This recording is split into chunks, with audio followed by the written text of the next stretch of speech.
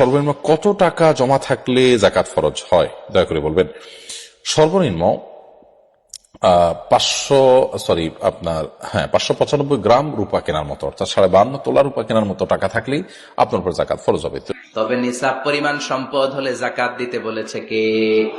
ওয়াফি আমওয়ালিহিম হাক্কুন লিসসাইলি ওয়াল মাহরুম। তোমার সম্পদের মালিক শুধু তুমি নও, না খেয়ে থাকা সমাজের গরিবদের ওই সম্পদে ভাগ আছে না নাই? অনেকে জাকাতের শাড়ি দেয়, জাকাতের লুঙ্গি দেয়। জাকাতের শাড়ি বলতে জাকাতের লুঙ্গি বলতে কোনো লুঙ্গি নাই, ঠিক কিনা? জাকাত হচ্ছে এমন পরিমাণে সম্পদ আপনি একজনকে দিয়ে দিবেন, ওই সম্পদ পেয়ে জীবনে আর কোনোদিন যেন তার আরেক জায়গায় জাকাতের টাকা নিতে হাত পাতা না লাগে। জাকাত দিতে হবে সোনার মান ধরে নাকি রূপার, যেটা তুমি ভালো মনে করো। আমরা রূপার মান ধরে দিতে বলি। রূপার মান ধরে 75 থেকে 1 লাখ টাকা 1 বছর থাকলে দিতে হবে, আর স্বর্ণের মান ধরে 3.5 লাখ টাকা 1 বছর থাকলে জাকাত দিতে হবে শতকরা 2.5 টাকা। 7.5 ভরি স্বর্ণ অথবা 52 তোলা রূপা সমপরিমাণ সম্পদ থাকলে জাকাত ফরজ। আমার প্রশ্ন, 7.5 ভরি বর্তমান বাজার মূল্য 6,75,000 টাকা, আর 52 তোলা রূপার মূল্য 78,000 টাকা, ক্ষেত্রে জাকাতের বিধানকে? ভাই, বিষয়টা তো সহজ। 1,500 বছর আগে স্বর্ণ আর রূপার দাম খুব পার্থক্য ছিল না। সময়ের পরিবর্তনে সোনার দাম খুব বেড়ে গেছে, রূপার দাম কমে গেছে। এখন আল্লাহ দুইটাই সুযোগ রাখছেন, যে মধ্যবিত্ত সেও যেন জাকাত দিতে পারে, এই জন্য আল্লাহ রূপা রাখছেন, আর ধনী যেন জাকাত দিতে পারেন স্বর্ণ রাখছেন। আপনারা জাকাত দেওয়া শুরু করছেন টাকা, হ্যাঁ, মাল পবিত্র করেন। মাল পবিত্র করতেছেন, নফস পবিত্র করবেন না?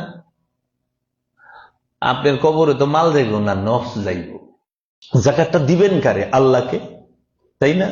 সেজদা কাকে করে? আল্লাহকে। সালাত কার জন্য? আল্লাহর জন্য। জাকাত কার জন্য? আল্লাহর জন্য। কুরবানি কার জন্য? আল্লাহর জন্য। হজ কার জন্য? আল্লাহর জন্য। সিয়াম কার জন্য? আল্লাহর জন্য। আপনি জাকাত মানুষকে কিভাবে দেন?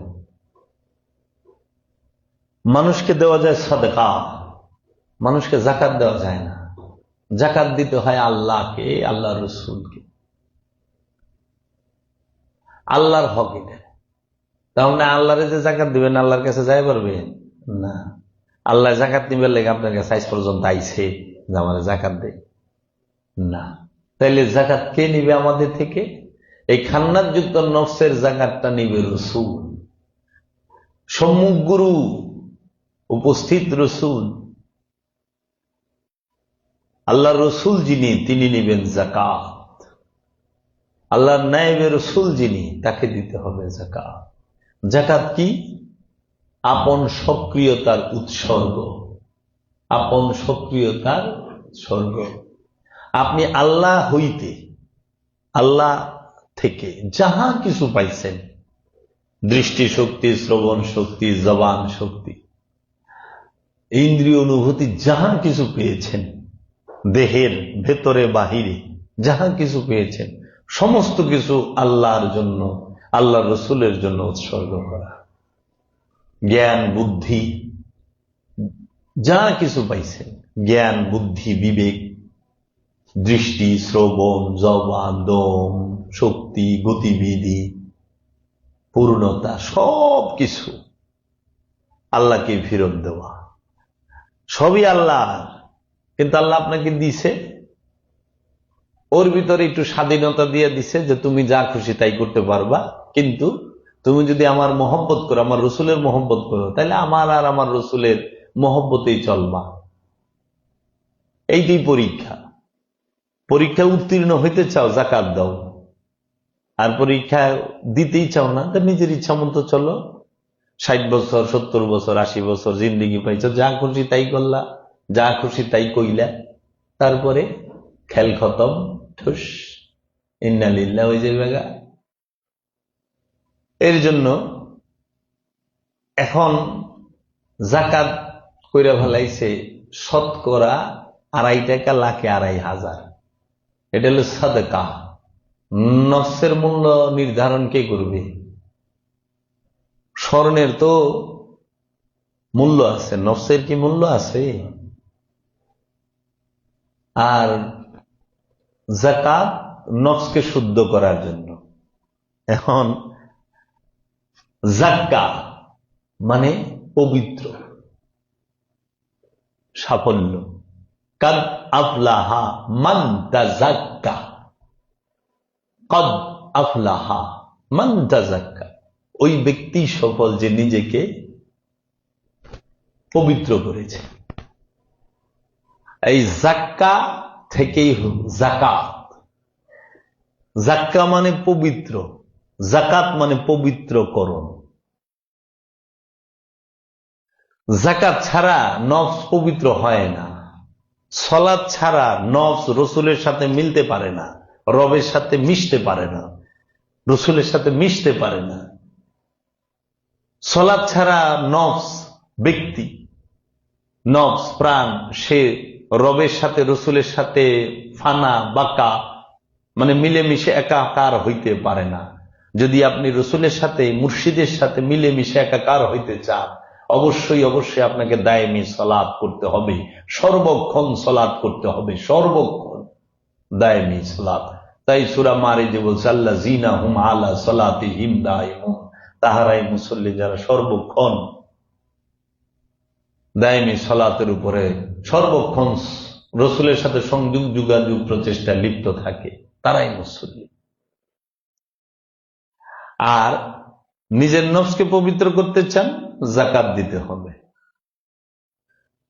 হ্যাঁ, আর যদি আপনি সমস্ত কিছু পিছনে ফেলে মাওলার সাথে একদম মিলেমিশে একাকার হন, তাহলে আমিত্বের কুরবানি দিতে হবে।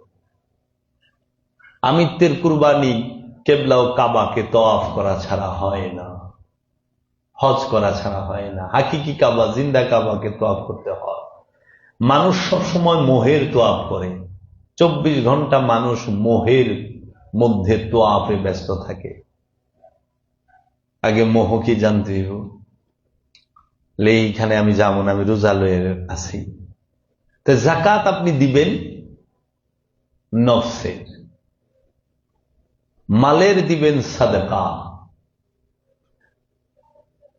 তো যাকাত জীবনে একবার দিতে হয়, আর সাদকা সব সময় করতে হয়। বালা মুসিবত আইছে, সাদকা করেন। কোনো কিছু চাইতেছেন, সাদকা করেন। রসুলের দেখতে গেছেন, সাদকা করেন। রসুলের দরবারে গেছেন, সাদকা করেন। কোন মুসাফির আইছে, সাদকা করেন। কোন বেবাতান মুসাফির, বেবাসি আসছে, মিসকিন আসছে, সাদকা করেন। এই সাদকা সর্বক্ষণ সর্বসময় করতে হয়। আর যাকাত জিন্দিগিতে একবার, জীবনে একবার যাকাত দিতে হয়। এখন আমাগো এক দলে কি করছে, প্রতি বছরই আমাগো স্বর্ণের ট্যাক্স নিবার দিছে। সরকার তো ট্যাক্স নেই, ভ্যাট নেয় না। এক ভরি স্বর্ণ কিনলে ভ্যাট নেয় না সরকারে? আচ্ছা, সরকারে তো ভ্যাট নেয়, আবার চান্স পাইলে ডাকাত মহোদয় ঠেকায় লয়ে জায়গা। আর ওনারা আছেন প্রতি বছর ওইটার ভ্যাট দেন, প্রতি বছর পবিত্র করেন। প্রত্যেকটা বছর শয়তানে ধরে থাকে স্বর্ণরে। কি সিস্টেম বানাইছে! হ্যাঁ, আমারে মারবো না, মারবো কারে? কি সিস্টেমটা বানাই ছেড়ে দিছে। প্রত্যেক বছর স্বর্ণটারে এই দিয়া আবার দিয়া লাগবো কি ওই জায়গায়, সব জায়গায় দিলে ঠিক সোয়াব হইব না, 100 হইব না, 160-70 আইব। ক্যা করে ইয়ার! আমাদের বাবা জাহাঙ্গীর বানাই দিছে এরকম, মানে আমি হাজার চাইলো চাইপা চলা পারি না। তোমরা সত্যের সাথে মিথ্যাকে মিশ্রণ করিও না, আল কোরআন। তোমরা জানিয়া শুনিয়া সত্য গোপন করিও না, আল কোরআন। তোমরা পবিত্রের সাথে অপবিত্রকে মিশ্রণ করিও না, আল কোরআন। আমি তো পারি না, কোরআনকে গবেষণা করে আমি দেখলাম সাদকা এক বিষয়, যাকাত আরেক বিষয়। সাদকার সম্পর্ক মালের সাথে, সম্পদের সাথে। যাকাতের সম্পর্ক নফসের সাথে। তাও কোন নফসের সাথে? যে নফস খান্নাত যুক্ত, শয়তান যুক্ত নফস, তার সাথে জাকাতের সম্পর্ক। জাতি ধর্ম বর্ণ নির্বিশেষে যে নফসের সাথেই খান্নাস থাকবে তাকেই জাকাত দিতে হবে, জাকাত করতে হবে। এখন আপনারা জাকাত দেওয়া শুরু করছেন টাকার। হ্যাঁ, মাল পবিত্র করেন, তা মাল পবিত্র করতেছেন, নফস পবিত্র করবেন না? আপনার কবরে তো মাল যাইব না, নফস যাইব, বুঝছেন না? হ্যাঁ, মাওলার মুখোমুখি কি মালে খারাইব না নফসে খারাইব?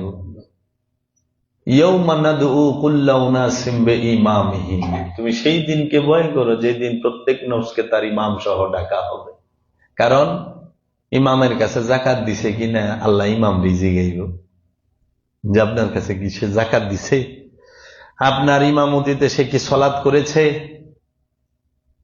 আপনার কাছে কি সে কুরবানি করেছে, আপনার কাছে কি সে হজ পালন করতে এসেছে।